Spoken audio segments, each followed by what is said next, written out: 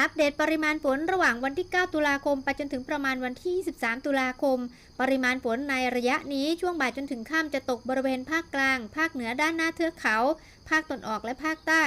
ร่องมรสุมเคลื่อนลงมาปกคลุมตอนล่างของไทยคือภาคกลาง ภาคตะวันออก ภาคตะวันออกเฉียงเหนือตอนล่าง รวมทั้งภาคใต้ตอนบน ฝนจะตกในช่วงบ่ายจนถึงค่ำ จับตาการก่อตัวของพายุที่อยู่ในมหาสมุทรแปซิฟิกเคลื่อนลงสู่ทะเลจีนใต้ หลังจากนั้นมวลอากาศเย็นกำลังปานกลางจะเริ่มแผ่ลงมาปกคลุมประเทศไทย เตรียมรับมือ